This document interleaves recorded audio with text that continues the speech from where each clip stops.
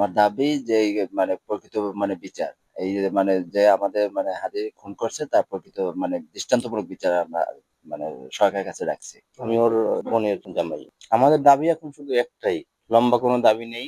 দাবি হচ্ছে ওসমান হাদির হত্যাকারীকে বিচার করতেই হবে। এখানে কোনো আমাদের আপোষ নেই। আর দাফনের ব্যাপারে এখন পর্যন্ত আমরা সিদ্ধান্তে আসতে পারিনি। যখন আসবো তখন আমরা জানিয়ে দেব। বলার তো ভাষা নেই, আমি আগেই জানিয়েছি। অ্যাকচুয়ালি হাদি অত্যন্ত বিনয়ী মানুষ ছিল।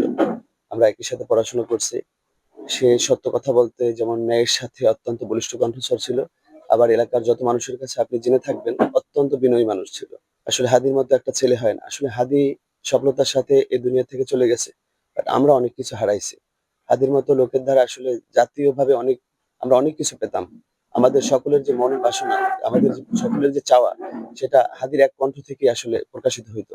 কিন্তু আমরা সেটা আজ স্থায়ীভাবে হারাইলাম। আমার দাবি, যারা হচ্ছে এই জাতীয় স্বার্থ বিনষ্ট করার জন্য, যারা হাদিকে দুনিয়া থেকে বিদায় দেওয়ার জন্য যে ইয়াটা চালাইছে, হত্যাযজ্ঞ চালাইছে, সরকার যেন উপযুক্ত তাদের বিচারের আওতায় আনে, এটাই আমাদের দাবি। আমার হাদি বন্ধু-বান্ধব ছিল। একসাথে পড়াশোনা করছি ছোটবেলায় এবং আমাদের সাথে সম্পর্ক যথেষ্ট ভালো।